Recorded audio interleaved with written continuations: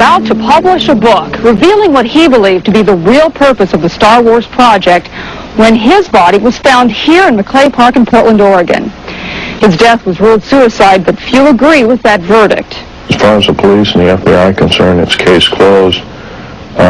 Unfortunately, there's the shocking thing that his murderer, I believe his murderer, is still out there at large. Why is it you're speaking out? There have been enough lives taken under the premise of suicide when they were actually very stable individuals. They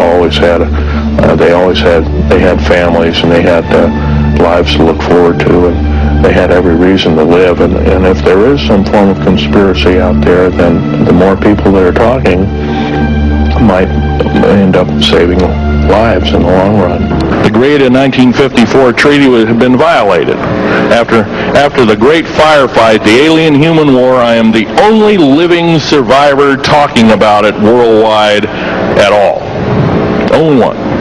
The other two are in nursing homes in Canada, and the Canadian government refuses to allow any U.S. people, including myself, to talk to them because they are afraid of kidnap. Probably the reason I got shot to pieces and 11 attempts on my life is I am a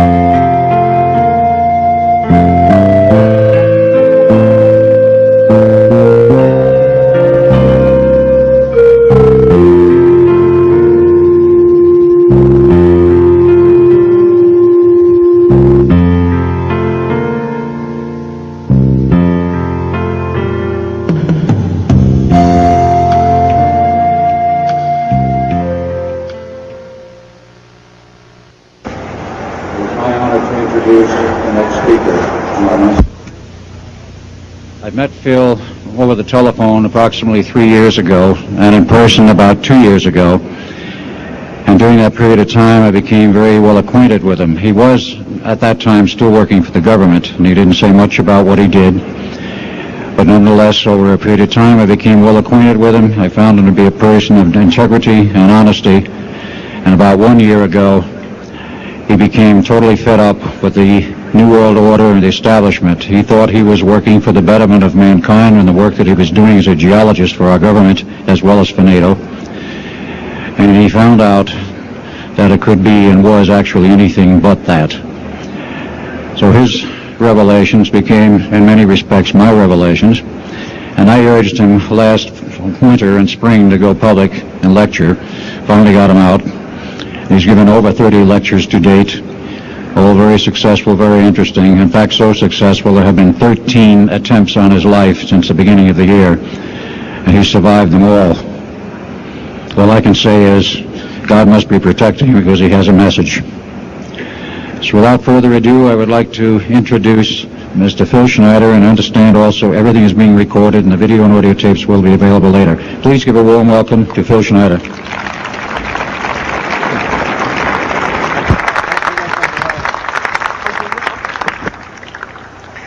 Thanks, Al. I guess I can always start off by saying loose lips sink ships. That's almost a pun anymore. I'm Phil Schneider. I worked 17 years for the United States government as a geologist and aerospace engineer as well as a structural engineer. I worked for such elusive occupations with Boris and Knudsen, Bechtel, Page and Page, Aerospatiale of France, and a host of other EG&G and a host of other Los Alamos Laboratory and these kind of things. But rather than bore you with all those statistics, I've got cooked up a real mixed bag here of different topics, and it's might be a little bit like brain overload, but I'll start from the beginning. And like I said, I worked 17 years, co-invented methods of shape charge blasting as well as laser rock deflagration, which means rock is literally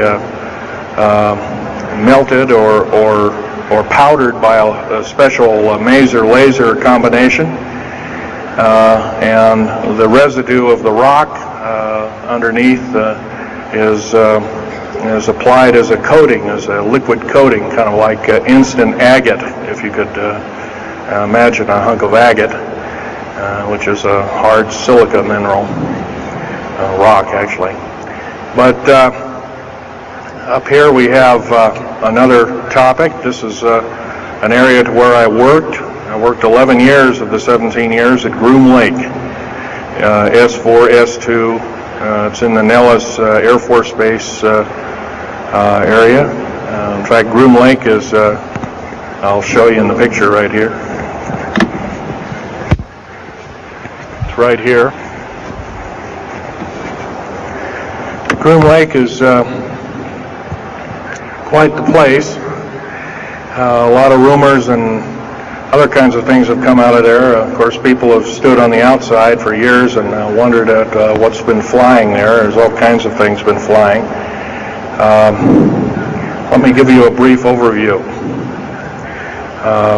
Start in ancient history land here. Back in 1909, the U.S. cavalry was engaged in catching some banditos that had crossed over the Mexican border into a place called Truth or Consequences, New Mexico. And they went into a cave or a hideout and killed the so-called bandits, but what they found out they couldn't explain, and they were called horseshoe craft at that time, or horseshoe ships.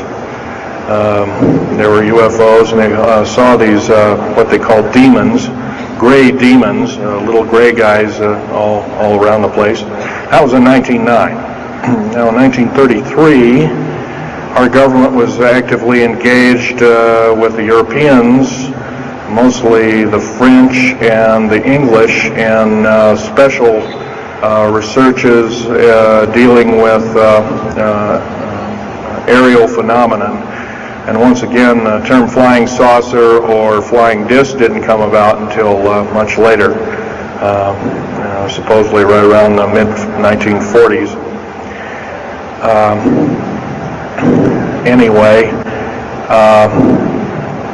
the whole thing here is that also in 1946, I might want to add, we were engaged in atomic bomb testing and this kind of a like, and of course the area of Bikini Atoll. Some of the pictures are over here on the white board. Are showing with the actual language of both the U.S. Army and U.S. Navy archives. Anyway, these flying ships were seen as early as 1945, 46. Some of them were called Foo Fighters, and you name it. They were fully known about, maybe as early as 1935 or 36 by our U.S. Navy. And there was a shallow underwater base at Bikini Island, and that was probably the one reason why a number of atomic bombs were exploded in that area rather than other areas which they could have been even more remote out in the South Pacific at Operation Crossroads. Well, anyway, this all led up to later on, about 6-8 years later, 1954, during the Eisenhower administration, led to an interesting treaty called the Greada 1954 Treaty. It was the Alien-Human Treaty. And supposedly the aliens had come in and exchanged technology, and they'd want to take an occasional human being and a few head of cows, and accurate books were supposedly to be kept and all this kind of stuff. And of course, eventually all that broke down, And aliens are notorious for being liars, even greater liars than so-called, in quote, we humans are. So alien treaties are often just not even the pieces of paper they're written on, they're just really kind of worthless. Anyway, my work as a geologist in building underground military bases, some of which are over 2 miles underground. And I think when you listen to Al tonight, if you have a chance to listen to him, he will speak of, Al's actually been on some of the high-speed monorail subway cars, if you might want to call them, that link these bases together. Some of them are capable of riding on a cushion of air about 3/4 of an inch off a rail at a better part of Mach 2. And he's actually been on one of these trains. I've only been in one of the tunnels and helped build some of the tunnels. Incidentally, I helped work on 13 deep underground military bases. Had hands-on experience. Notorious was the one in and around the Dulce, the southeastern and southwestern sides of Dulce, New Mexico, in the Los Alamos laboratory regions, where we built some hermetically sealed rooms that were very deep, going down over a mile. We also built additions onto Groom Lake and S2 and S4 complexes. There are a total of 9 underground. They're called DUMBs. Like, you can learn a lot from this dummy, but DUMB stands for Deep Underground Military Base, and or Deep Underground DUM2, for instance, is a submarine base, and I have built a few of those too, which are off our continental shelves and then certain islands and out in the Atlantic and the Pacific in strategic locations. All this, I can hardly, in an hour's time, I can hardly squeeze all this in, so I'll be kind of rambling here if you just bear with me. The main topic of my discussion here is to link up basically what's going on with these deep underground military bases, what they're being used for, what is the present situation now being employed both by our federal government, which is slowly being phased out by the United Nations government, as well as the New World, end quote, the New World Order, which is an even higher entity, and who these higher entities are taking their orders from, and try and link up basically what's going on. A lot of us have been kept in the dark.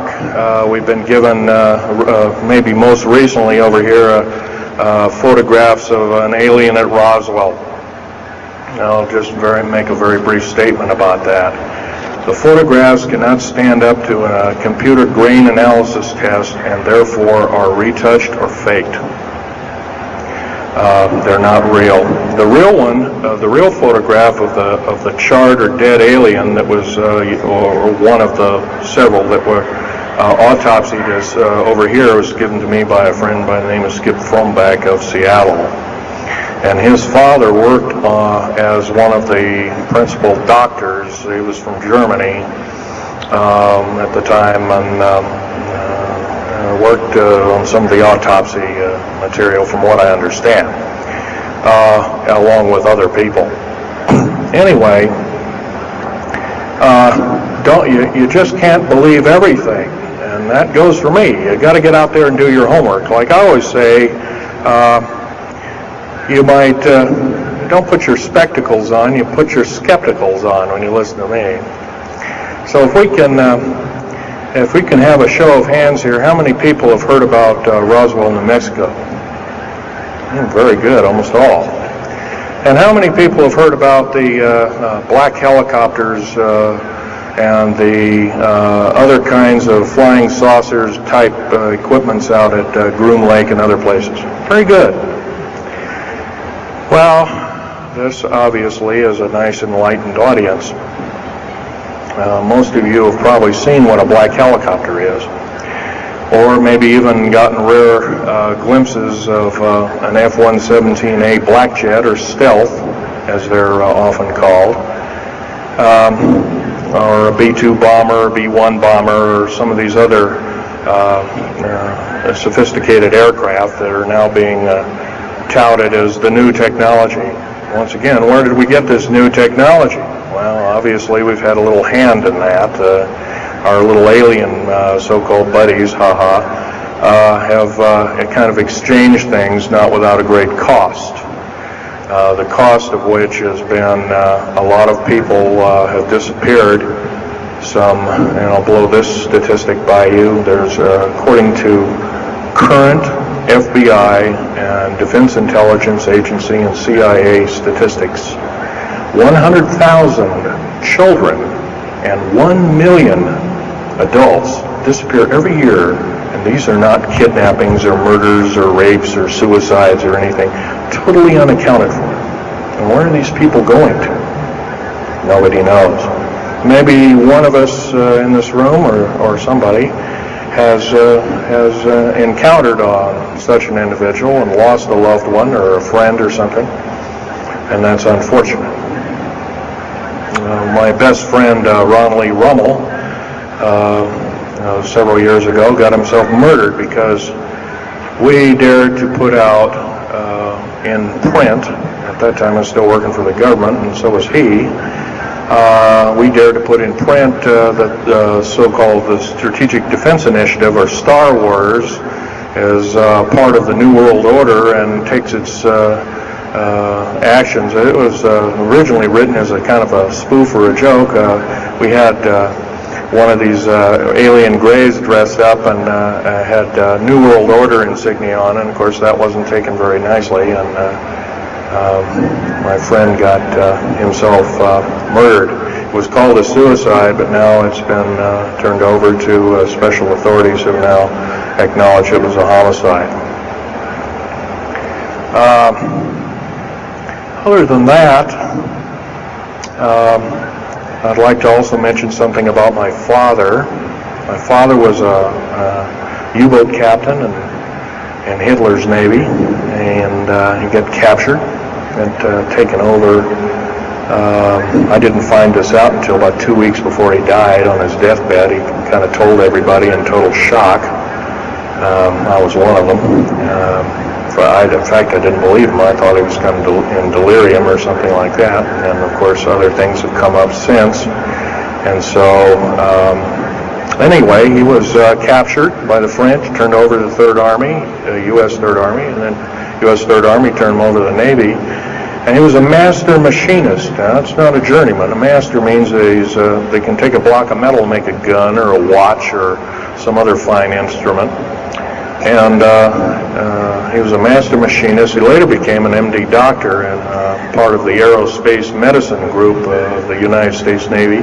Was instrumental in helping build the USS Nautilus and its first nuclear-powered predecessor, the Enterprise, the first nuclear-powered aircraft carrier, and other ships like it. He pioneered all the ways in building very small and miniature nuclear engines, and he even helped work later on in his life. He helped develop the infamous grid bed nuclear motor, which is now employed in some things that look like flying saucers that people claim are flying saucers. Yes, we, in quote, the United States Air Force and other armed forces, are training other European forces to fly unidentified, or now identified, or, in quote, flying saucers. We've actually built several prototypes that are flying under names of black craft. My position as a geologist and engineer got me to see a lot of things in the world. I've been in over 70 countries. Also worked for NATO. I carried a level 3 security clearance with a rhyolite factor. Rhyolite is a hardened factor, only given out to a handful of civilians and maybe a couple of hundred military men worldwide. I thought I was doing the nation, United States, as well as the world a favor by, I thought I was kind of keeping my end up. Well, it didn't work out that way. I was to later find out that these underground bases are now being employed as strategic bases for, in case there is martial law in this country. Right now, our military professors that used to be in war colleges and the like are training people like ex-Russian KGB and Spetsnaz people right here on American soil. I've seen it with my own 2 eyes, along with other people, other geologists. By the way, I'm still a geologist, still do geological survey work. However, I don't work for the government anymore. I took my security clearance and all my government stuff and cut it up and sent it back to the, pardon my French, SOBs. When I found out that a number of these 131 deep underground military bases are being used to subvert the Constitution of these United States and its people, I says, that is enough. I can't possibly be connected. Oh, well, Mr. Schneider, you can't quit, they said. Well, I says, yes, I can. I'm an individual, I'm going to quit, and I'm walking off the job. And he says, so I got arrested and casually told, well, you got to finish a job. And so I caved into that part, and I finished 3 weeks, and then at that time my father was dying, and I was allowed home, and I never went back for my paychecks. Don't intend to either. These people are beginning to show signs of being our utmost enemy. I'm talking about military people now engaged in training foreign troops on American soil, clearly against the Bill of Rights and the U.S. Constitution. It's why we formed a government, why our forefathers formed a government, a republic of these United States in the first place, way back 200 plus years ago. Because the drawing and quartering of soldiers, taxation without representation, law by edict, otherwise known as today's version, executive order, among other things. The very reasons that we became, in quote, free, a free republic, a free society, possibly one of the greatest nations to ever be a nation on this earth, were instilled in our founding fathers that are now so far away from the people now running our federal government structure. So I'm here today to touch upon a number of subjects. One being that these underground bases are roughly over 3 of them per state. There's now, instead of 12 prison camps, there's 39. That's almost 1 per state. They're building 2 prison camps every 7 months. They're building 2 underground military bases every year. Each one of these military bases, by the way, these underground military bases, they cost somewhere between $17 and $26 billion. They employ 1,800 to 10,000 workers each in varying grades of skill. They gobble up totally through the black budget, over 1/4 of the black budget, or roughly $310 billion. Of course, you may say, well, where are these figures coming from? Well, the black budget, as we know it, in quote, black projects, which anything called black is significant of hidden from Congress, hidden from the American people, and very few people are even in the know about it at all. But black budget per year garners over $500 billion a year. And it's these kind of huge quantities and sums of monies are garnered through CIA drug activity, National Security Agency clandestine operations, mostly in Panama and South America. Now also engaged in Russia in bringing and refining strategic metals. By the way, you might want to ask, where's all these kind of interesting new metals coming from? Over here on the whiteboard we have the new periodic table. It's got 140 elements. Now in our high schools of today, I was in a high school about a week ago, I saw a new periodic table had 105 elements on it. Now somewhere we're not being told the truth. We're being lied to at every turn and every corner. We're considered less than morons. So the government has made itself an entity, an independent taxing body, an entity into itself, and isn't accountable to anybody, not even the so-called New World Order. They just go ahead and do everything willy-nilly as they please. There's nobody checking. You don't have to worry about this. Occasionally there's a senator that pokes a nose in here and there, and that senator finds out either nicely or not so nicely that you don't do things like that.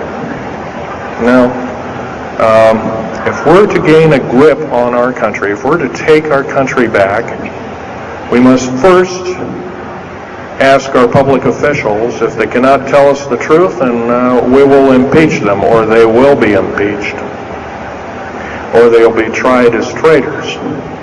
This is pretty stiff language. Already it's slowly beginning to trickle out and to occur to a number of people that this may be the only way out. Also, our founding fathers, George Washington, Patrick Henry, and a few of the other ones came up and said that you don't want to let the beast out of the box.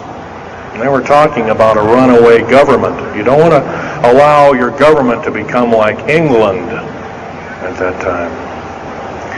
And so they warned us about this very same kind of thing. First of all, the United States is not a democracy. It's not a republic anymore. It should be a republic. That's to the republic for which it stands, one nation under God. Why we can't even pray in the public schools anymore. We have to have a Supreme Court judge or group of them, plus Janet Reno and company, among other things, telling us what to do. Interpret for us as if we cannot read with our own two eyes and understand with our mind. This, of course, is bad policy all the way around. And I guess I don't need to blow that by your ears. Okay, on another subject, I have a number of items up here at the table. One of which here is, I can show it, is a heavy hunk of rock indeed. It has a weight of about a little bit more than a pound, 2.5 times the weight of uranium. It's not radioactive, can never be made radioactive. It's composed of rare earth, clays, and powdered metals, as well as an alien element, mostly from crashed, retrieved flying saucers and the kind that have happenstance to crash in our deserts and backyards, so to speak. It's called Mironite. This is employed in every stealth aircraft, every black jet, throughout the black budget. Also in the very small quantities in the skins of black helicopters. Mironite. Here's another thing. Here's a piece of probably the purest titanium you'll ever hear or see. It's so pure, it's also composed with other alien elements to make it extremely tough. It's capable of withstanding temperatures in excess of 7,000 degrees Fahrenheit. Our new Phoenix-class submarines, of which we're building 2 a month right now, Phoenix-class submarines is a black budget program. Each one of those submarines costing $208 million just for the titanium hull, which is made of this material. Approximately 10,000 pounds of it. Now, we've got, supposedly, as of the data right now, we've got 106 of these submarines. They're plying the waters and the waves. They can dive to a depth of over 7,000 feet and hold that for 3 months. It's a fantastic submarine indeed. It has 11 grid-bed nuclear motors on it, engines, that run everything, purify the air. And, by the way, these aren't your usual nuclear motor installation. They're very small. They're probably no bigger than this podium, weighing less than 3,000 pounds, putting out as much as the equivalent of 3 aircraft carriers of the Enterprise class. But these Phoenix-class submarines are getting this metal. Now, where are we getting the metal?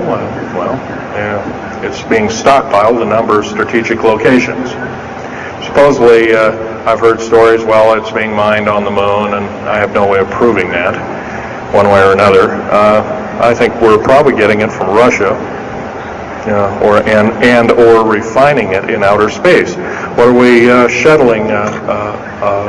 Basically, a shuttle, a secret shuttle flight.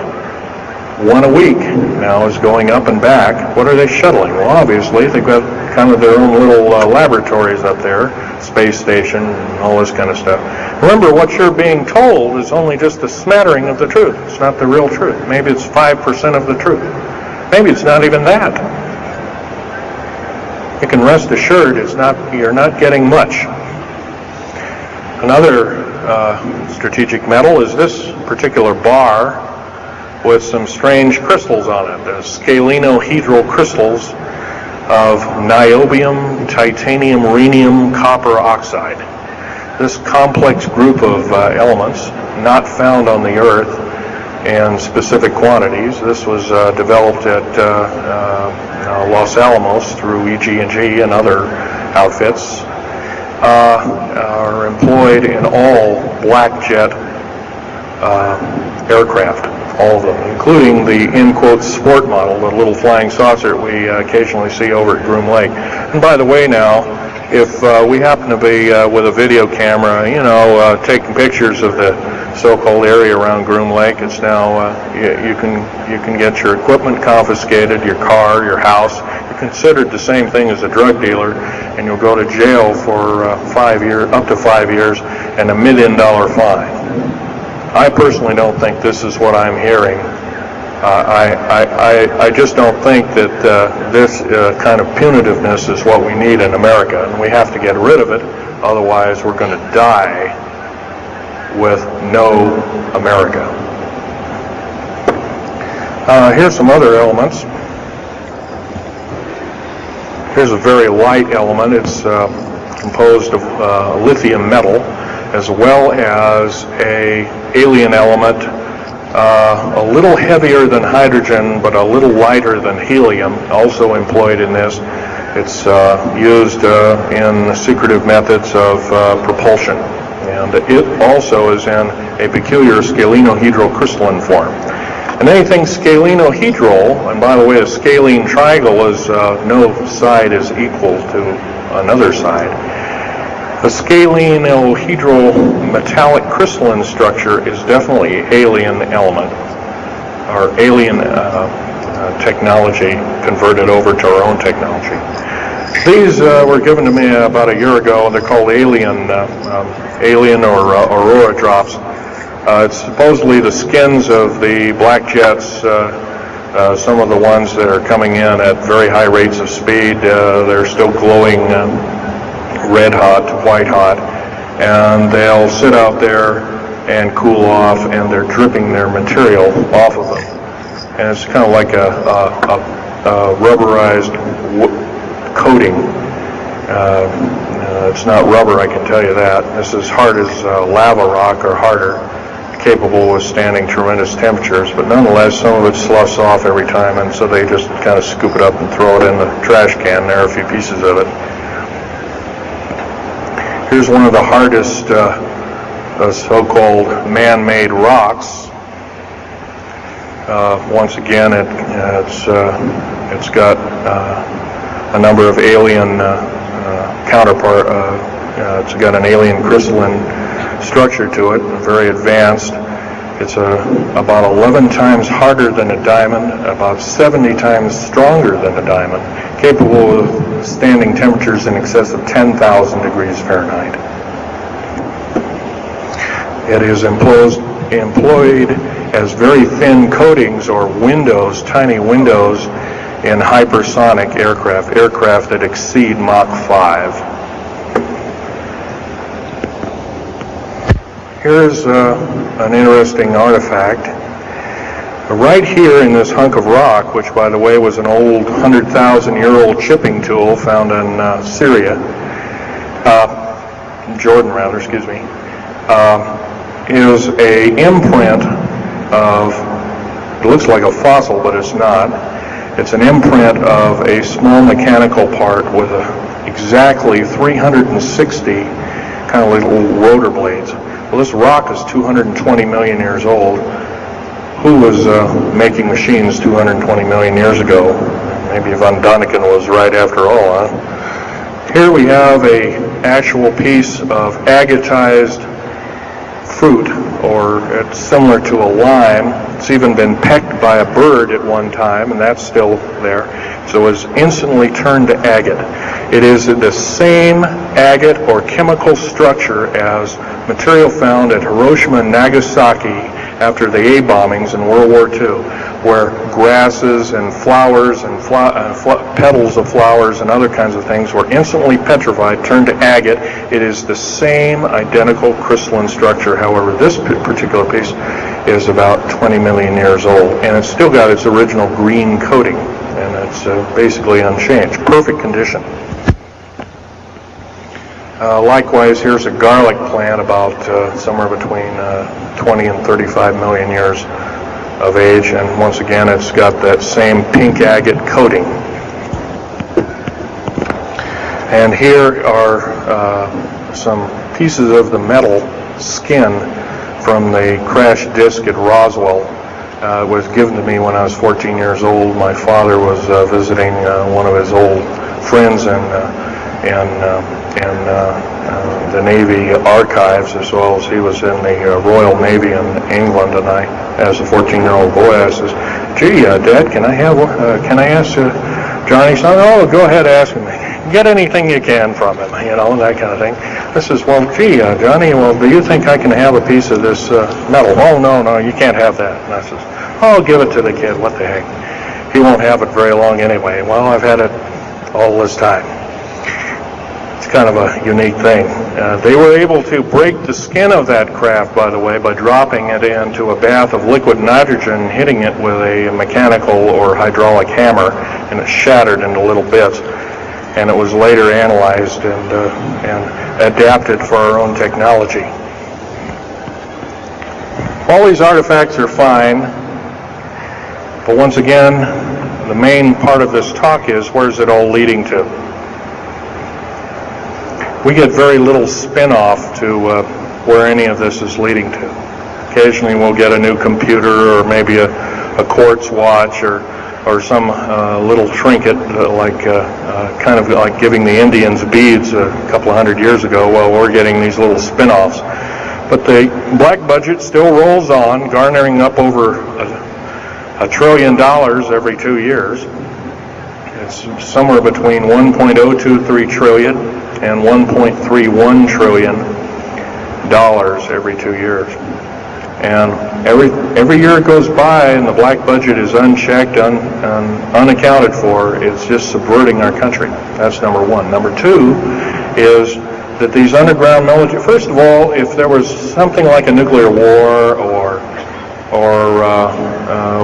there was a definite enemy out there where we were going to be under attack, like from China or someplace like that, I could see maybe a couple of dozen underground bases for government, and so it could theoretically rise up like the phoenix out of the ashes. Well, not 131 of these, and if you were going to so-called round people up and put them in prison camps, what a better prison camp than underground, where nobody knows where it is anyway. So once again, these underground bases are most likely been planned as underground prison camps and slave labor factories for the New World Order. New World Order, by the way, is getting, and I'm probably the only person ever talking about this, the New World Order is taking, and the United Nations is taking its orders from, believe it or not, these more powerful outer space alien entities. We might call them the large grays or the small grays. Sinister forces indeed. And you might want to say, well, gee, how come we don't see more of this kind of thing? Well, you can just imagine. If you're only being told 5% or less of the truth, that isn't very much to go on. That's one thing. Another thing is, you don't find very many people coming up here and letting you have hands-on experience. I'm going to try and do this to you. However, I do ask you to go out and do your homework and keep doing it. Don't necessarily believe in what I'm saying, but get out there and talk to people. Whether it's just a couple of neighbors or friends or something, get out there and talk. Because one will tell two and two will tell four, and then pretty soon you have a whole room full of people that are in the know. And then from there, wonders can work. Other than that, as far as changing the black budget, these clandestine programs, public opinion is only going to do that, and it's going to take millions of us. But we have to be informed, and to do that, we have to be doing what we're doing now, gathering and talking. And, of course, most of us are adults and can weed out fact from fiction.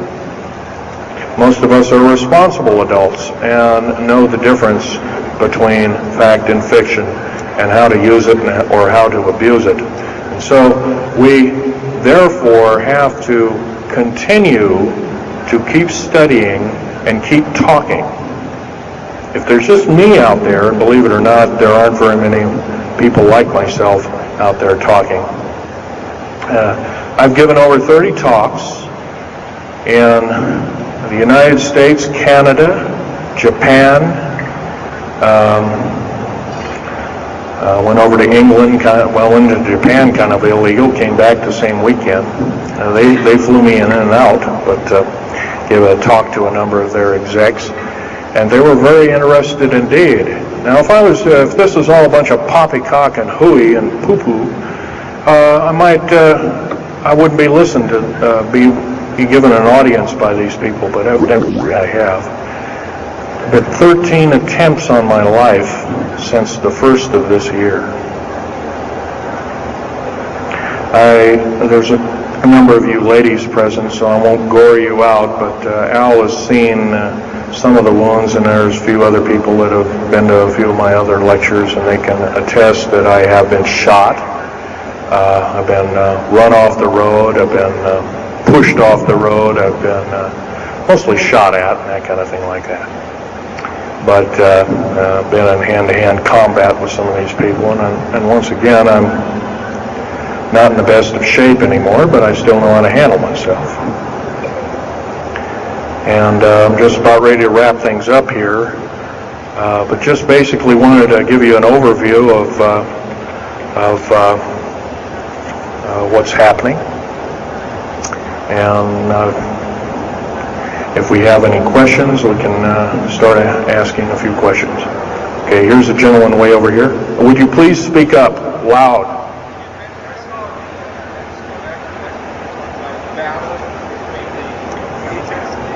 Yes, I was involved in in 1979, in August, late August of 1979.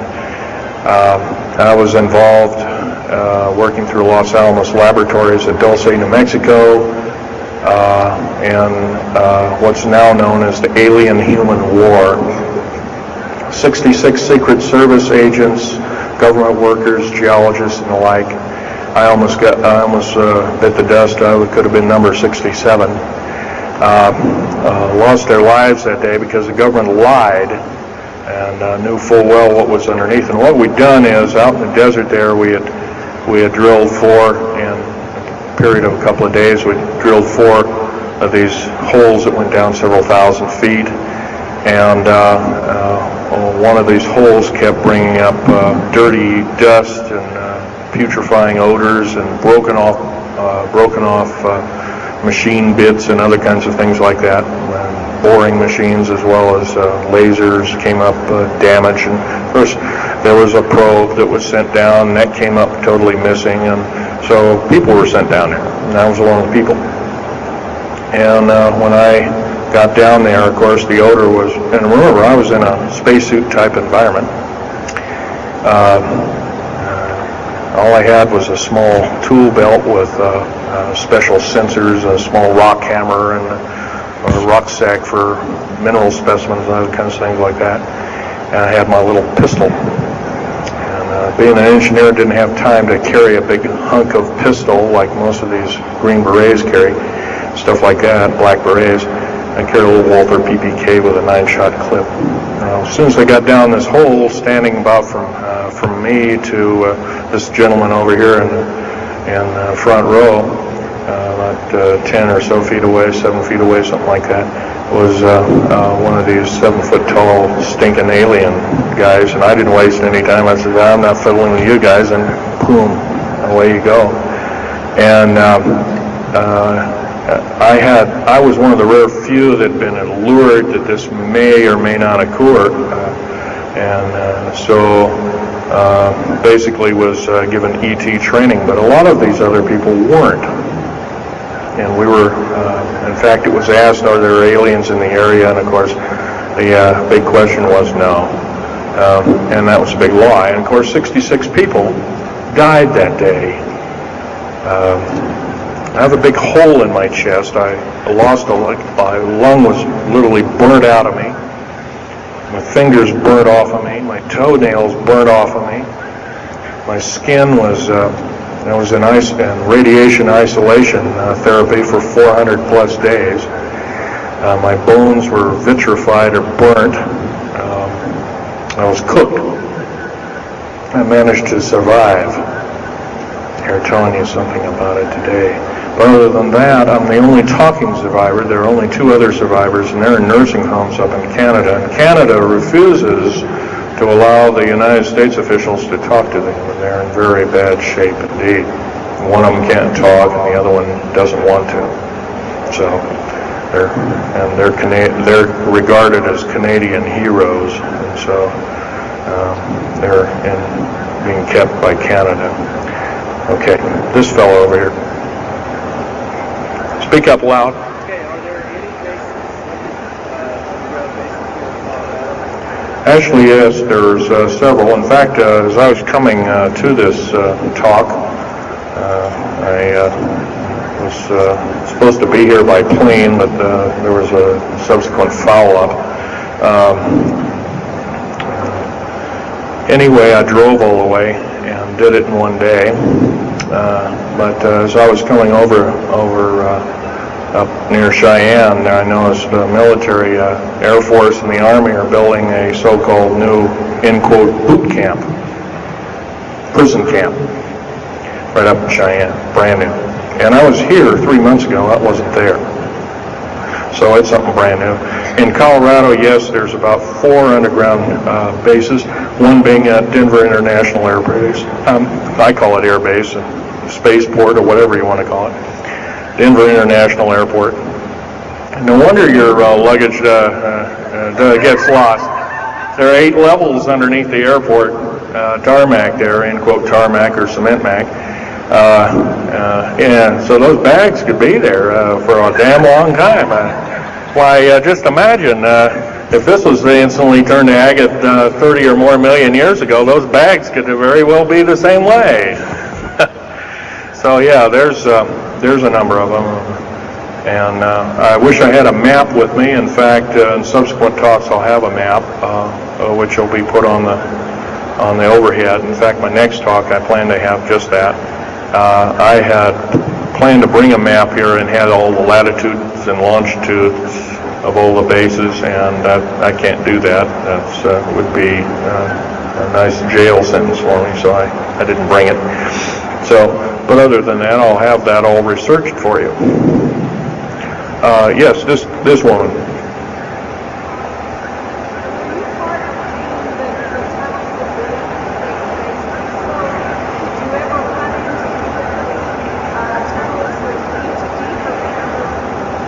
Yes, as far as there being an inner Earth, a hollow Earth or anything like this, no, I've never run into anything like that.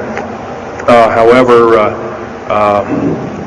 Al Bielek has been on these tunnel trains at the better part of Mach 2, going from coast to coast in an hour and a half, faster than any jet plane that we got, including the SST, or thereabouts, the same rapid speed. But I helped build a lot of these tunnels, and all of the underground mountain or military bases are connected, all of them, all 131 of them. They're connected both by road, not a big freeway under there, but it's at least a 2 to a 4 lane road, rather narrow lanes, but they're there, and they're also high-speed magneto-leviton train tunnels. Yes, this lady over here. Stand up and speak up, please.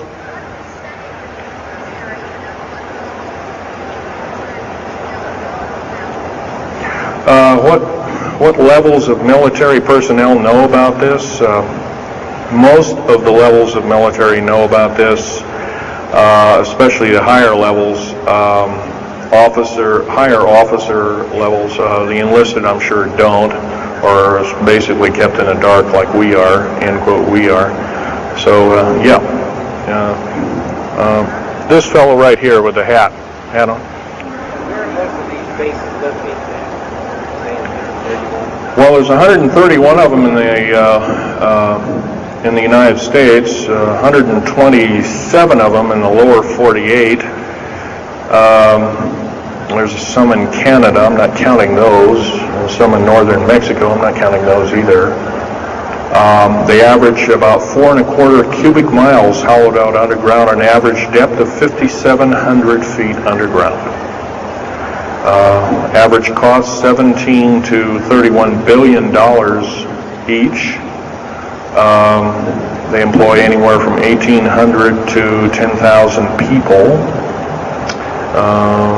Then there's some very large ones now being built in Sweden, one of which is repudiated to be 30 cubic miles. It'll take 5 years to build that one at a cost of about $2 trillion. And that's all being supplied by the United Nations. Yes. Anybody over here? No. This gentleman. Speak up, please.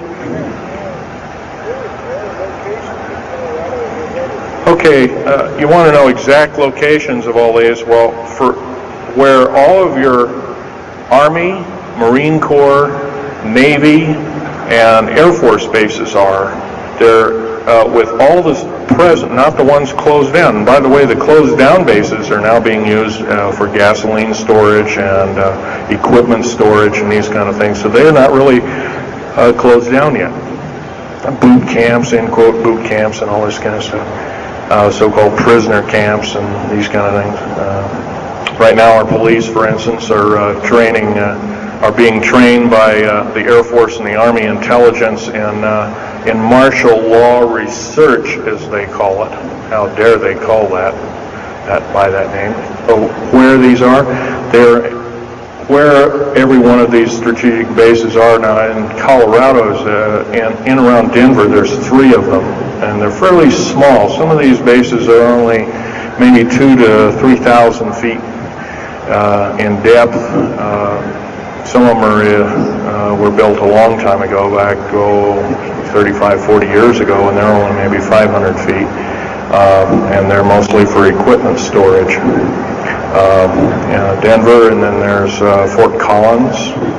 There's also Colorado Springs area has a number of them. By the way, Colorado Springs is kind of a famous area. Nikola Tesla's laboratories were in Colorado Springs, and need I say more? I'll leave that up to Al Bielek. As far as Nellis Air Force Base, there's 9 underground mountain bases in Nellis Air Force Base. That's in Nevada. It's north of Las Vegas. There's going to be a UFO show and conference in Mesquite here later on this month, and that's up very close to, in quote, Area 51. That whole area, by the way, the state of Nevada is 81% in quote, managed or owned by the federal government. The land is either restricted or run by the federal government. That's why there's groups rising as we speak, dealing with the problem very vociferously, and senators are now getting involved. So evidently waking up is occurring. Yes, this gentleman over here. Speak up, please.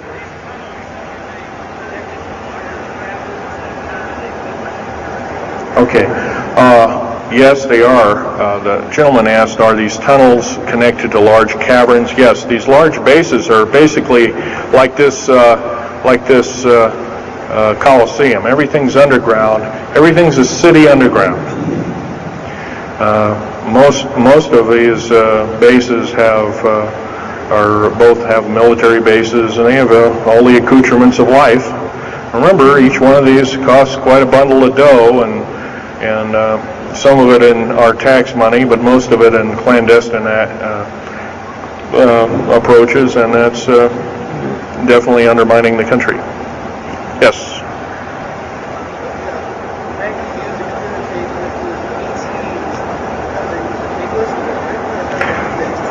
Well, some of them have a difficulty in understanding our language. It's too slow to them. If you've heard whale songs or bird chirpings at high speed, it's about what these aliens sound like audibly to us, so it's a bunch of gibberish. Yes, they've slowly actually broken down. There's 11 prototypes or 11 civilizations of aliens visiting this planet all the time, all of which are known by the U.S. military, 9 of which are not very good in data. They're pretty bad news. 2 of which are benevolent, but the benevolent ones have supposedly left. They have their own little war of sorts, especially the Pleiadian groups and whatnot like that, of which Val Thor was repudiated to be a Venusian, but other people will alert he looks more like a Pleiadian. He looks normal human, except he's got 6 fingers and toes. He's got one oversized lung. He's got 2 hearts. He's got all kinds of weird stuff. Bones are bigger. Yep.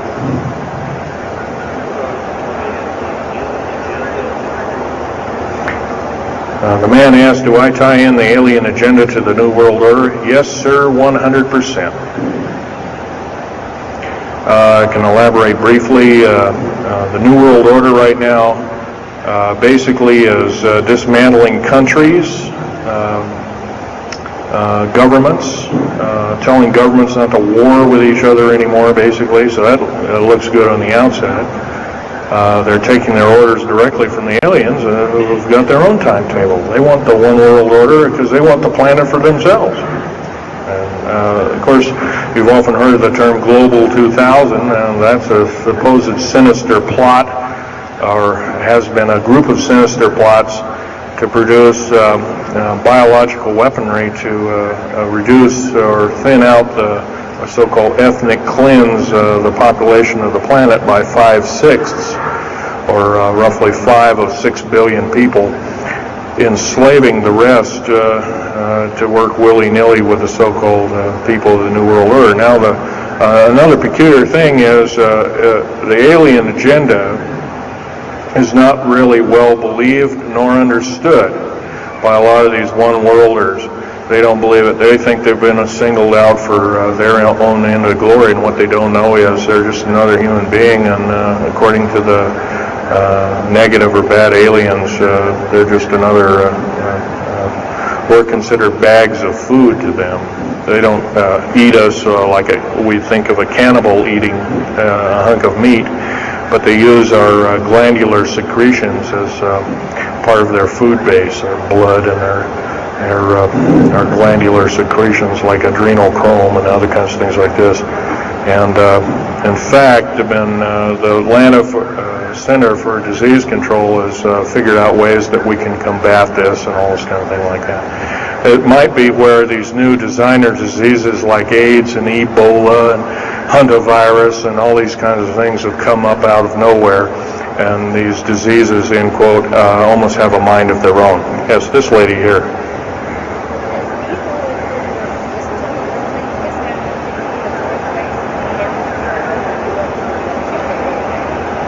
Okay, lady asked, is the tunnel building having an effect with earthquakes? Yes, it could very easily be, although got to remember a lot of these underground bases are constantly being repaired, and so a lot of people have to be hired. As far as the U.S. government, second part of her question was, is the U.S. government modifying our weather? Yes, that's an affirmative.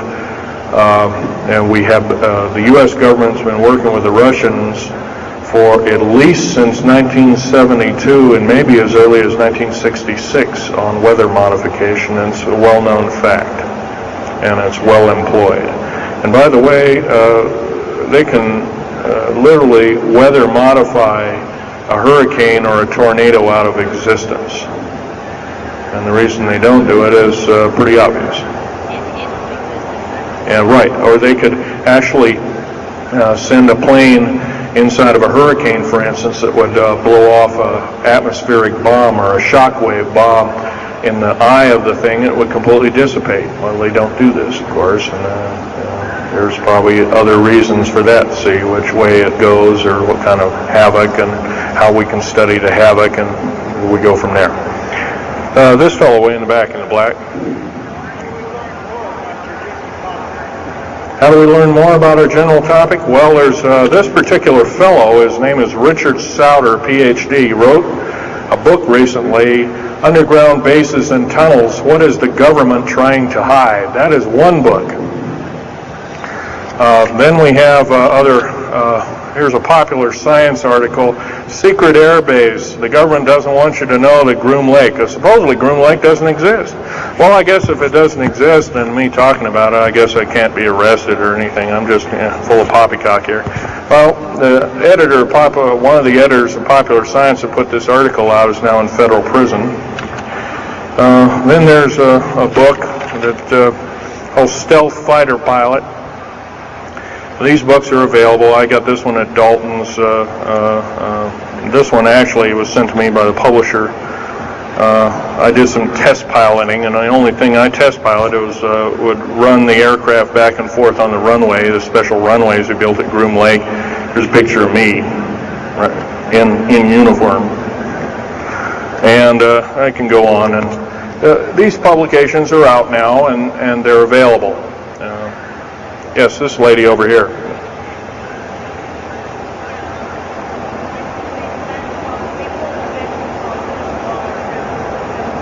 I can't hear you. What?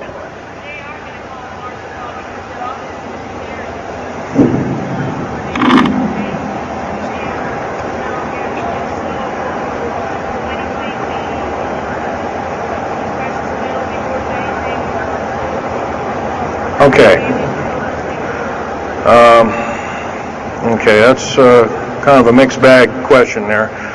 She asks, with martial law being called, will precious metals and all these kinds of things. First of all, hoarding anything will be outlawed. If you hoard food, have a radio, any way of communicating, stash gasoline, these kind of things, you will just be rounded up, and that'll be the end of it. Martial law is martial law. Martial law is dictatorship of the worst form, or one of the worst forms.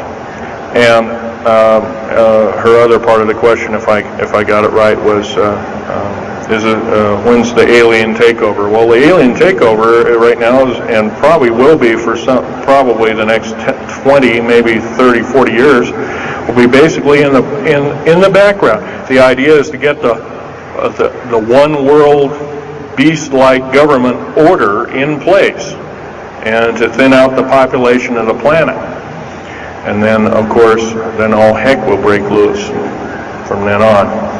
And whether it is, I don't often mix Bible and talk, but some people have alerted, well, this is already mentioned in the Bible, blah, blah, blah, and all this kind of stuff. Well, that may be, but all I can tell you is I've been face to face with one of these sinister characters, or a couple of them, saying the least, and most people would, just the shock of them seeing such a thing would cause them to not be in very healthy frame of mind, as physical as well as mental. This man here in the blue coat.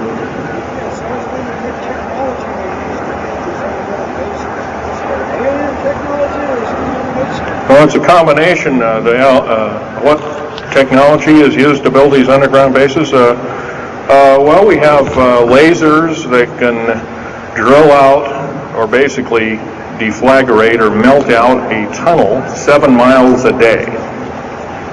And that tunnel is 28 feet wide, 28 feet high. You've been told about drilling and boring machines in a very slow, quarter of a mile a day. Most of that went out in World War II. Most of that's all World War I or World War II era materials. And once again, you've been badly lied to.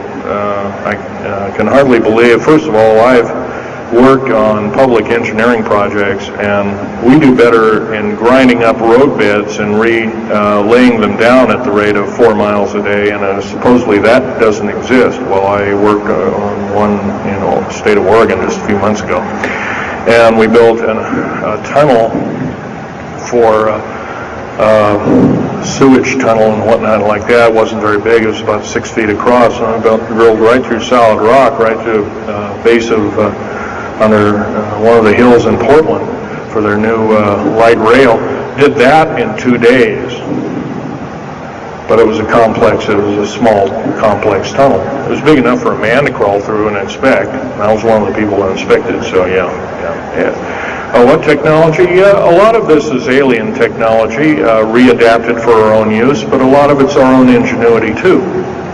So you can bet, how can you tell alien technology? Well, anything that's just absolutely outlandish, like taking a oxyacetylene welding torch and trying to cut into this metal and getting nowhere, obviously would be metals research,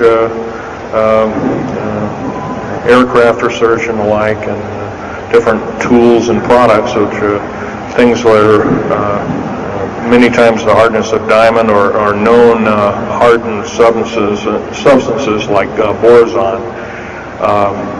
Obviously, that's nothing that we came up with on our own.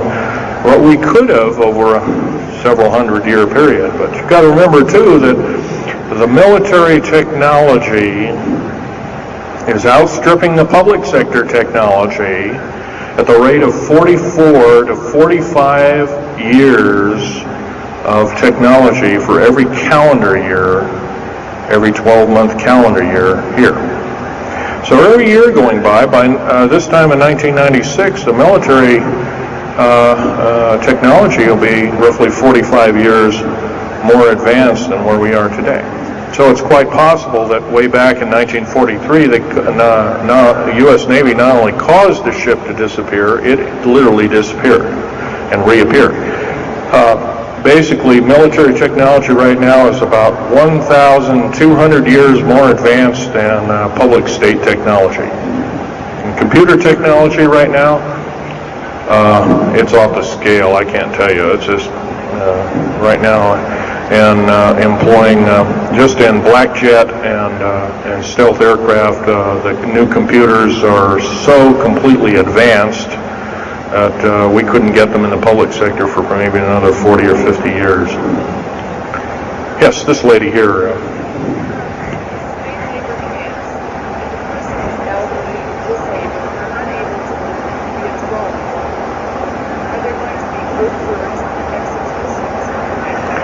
Well, the lady asked with the slave labor camps, the old, the infirm, the handicapped, are they going to be executed, and will there be executions? You can bet your bottom dollar there actually will be these things. I wish I knew more, but I don't. I've had my own agenda to kind of keep up and talk about.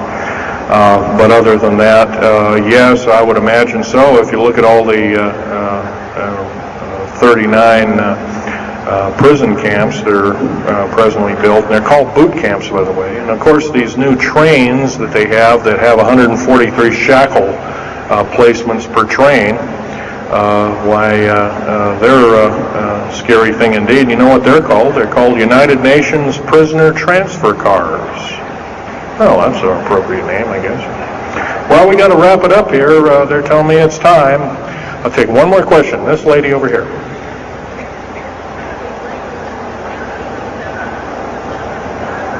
Don't brainwash. They don't brainwash you. How do they brainwash 18,000 people that are working? Well, you sign this little piece of paper saying you work, you go to prison for the rest of your days.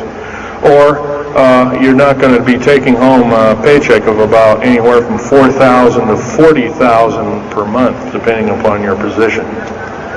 $40,000 a month is a lot of petunias. Okay, well, I got to wrap it up here, folks. So I'll be over in Al Bielig's booth. I think it's over in booth number 125. I can take other questions there and let you take a look at artifacts. And once again on these artifacts, in a very few minutes, don't handle them, just look at them. Thank you very much.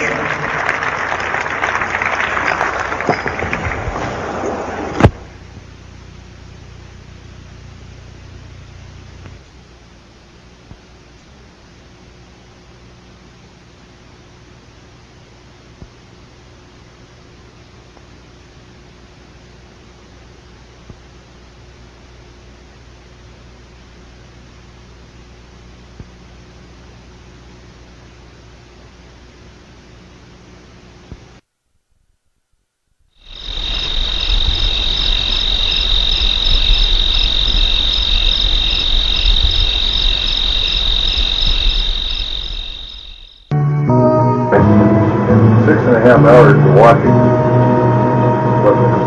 up to 5 saucers, at a distance of about 5 miles from us. Out on the desert floor, a place where everybody else watches. I can tell you for a fact. Our first sighting occurred right about a little bit after 5 o'clock. Around 45 minutes after sunset. I know that you just told me. Yes. Oh, did we see something you won't know? I won't. I'll tell you this, but I'm telling you, we saw that first saucer, and then saw 2 other ones taken into the formation, and then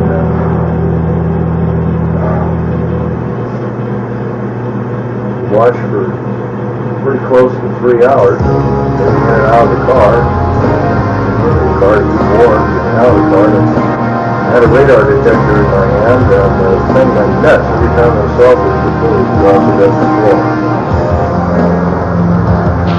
I can't get this timer to work. You know, I've tried for an hour and a half to get this thing to work, but it just won't, so I just have to excuse me. We're at the little Alien right now. And I want you to get this, let me pan it back here a little bit so you can see what it really looks like. It's absolutely just gorgeous from where I'm at. I just had to show you this because I wouldn't want you to miss it. Totally tremendous. We talked to the 2 owners, and they were very nice, pleasant people. Very nice. Told them about Don Newman, tape, got your card. Told them about the videotape and everything. Well, we knew what was going on. Wanted to know if we could see you pretty good. We told them we could. gave it to what's his name, you know, to calibrate for us. I'm going to turn around here for a second. Pan back, of course. This is the little alien from the other side. Show you where we're staying at. We're staying right here at this place. Not a bad place either. We went $27.50 a night to two. It's pretty good. There's no thieves out here or nothing, so there's no keys to the lock. And they never used them, so there it is again from my left eye here until it's going down. There's the Groom Lake facility way up there. I don't know, I can't see too good in black and white in this viewfinder, but if you might be able to make out that snow up there. Yeah, now you can see it. Snow everywhere. We're going to go down the road here as much as possible. Wait for a little while for the UFOs. There's another little friend of ours. Okay. Turn back again so we get a chance to see everything.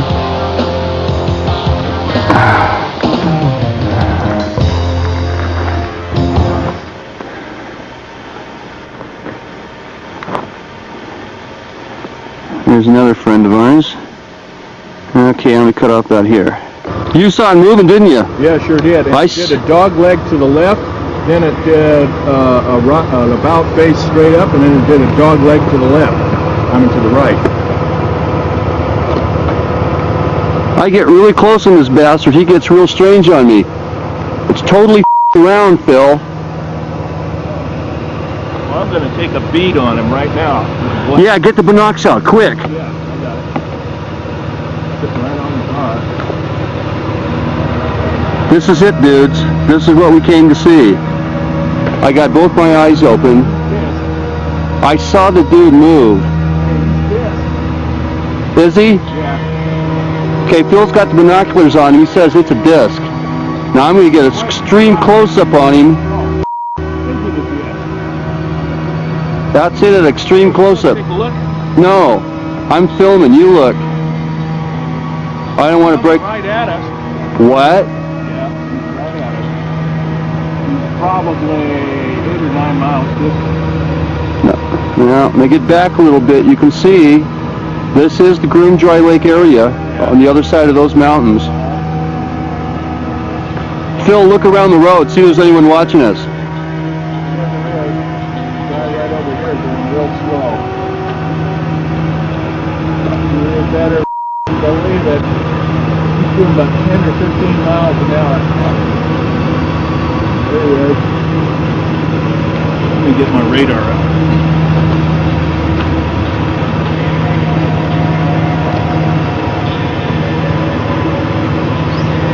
Yeah, there he is. At the top. Somebody, there he is. He speeds up. Now, yeah, I got you. Now he speeds up. Real rippy.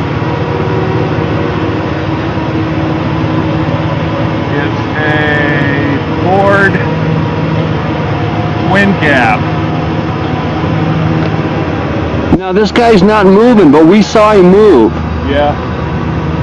There's a Ford twin cab, and he's going up by the Atomic Energy Road. Yeah? Yeah. Phil, got it running. I can't see anything. I'm hoping that this thing will come in on the film anyway right now. I got the advanced gain button up. This thing's going nuts. I know it. If you guys can hear this tape, we have been watching two flying saucers for what, about the last half hour? Yeah, last half hour. At least the last half hour. It's about 10 to 20 degrees below zero out here. Hey, it looks like I'm getting a heat mirage in this thing. I can't pick them up and I'm getting heat mirages. From this far back. So I'm lucky I turned this thing on. I don't know if it'll come out on film or not. But I can see the heat mirage right here. Oh, wow. I got both my eyes open so I can see down there and right in here. But believe me, I can't see anything out of this camera. Yeah, the radar detector went nuts there. I moved the camera back and forth. See me? Yeah. The heat mirages stay right in the middle, no matter what I do. It goes. Are they going?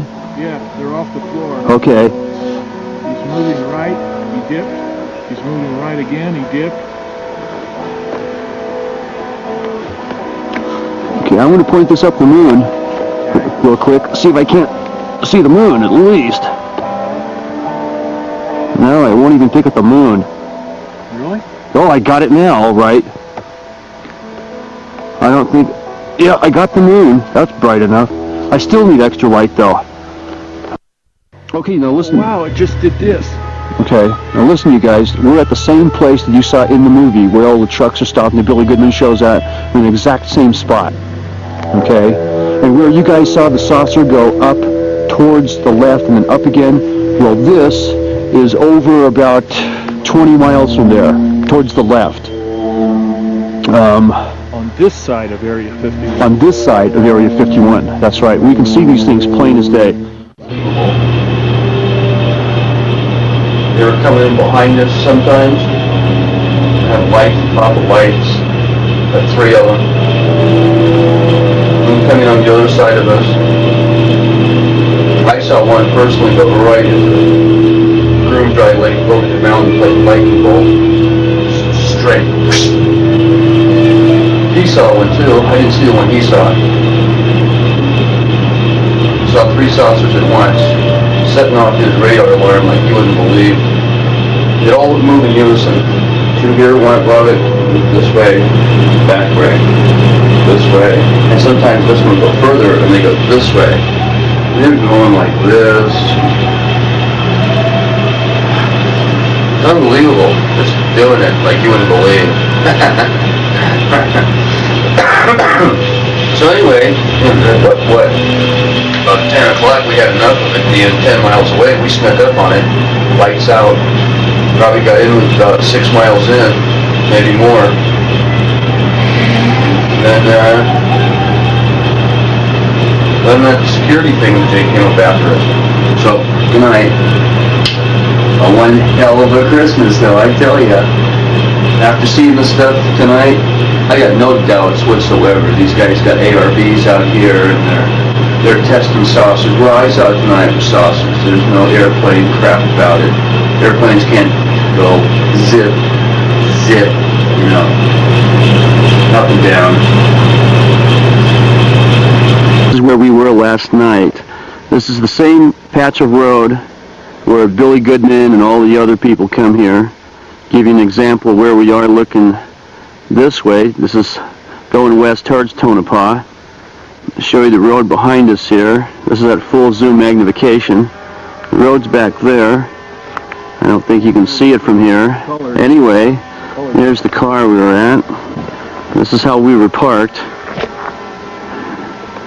There's the other road we took a ride on last night to go see the saucers that were downed. They were landed flying saucers, there's no doubt about it. Okay, now where am I? We roughly were seeing them right over here. And that's where we were watching them do their thing last night, between here and here. Flying all over the mountain for about 3-4 hours. We sat here, got in and out of the car, watched them, the whole thing.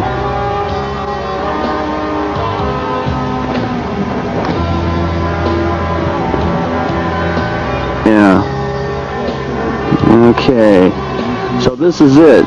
This is it. Somewhere on the other side of those hills right there, and I'll get you a close-up of this, is probably S4. And that's where they were testing, right in there. Give you a good idea of where it's at.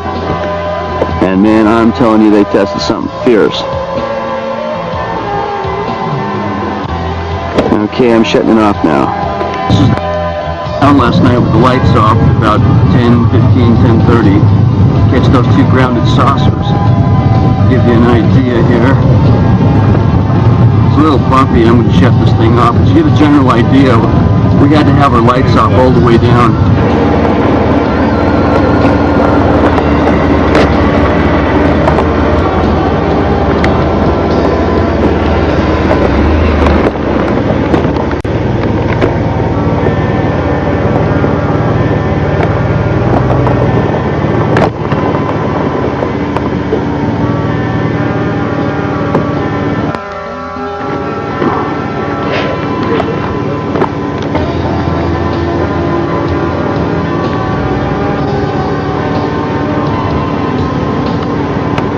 to get a close-up. Get closer to it.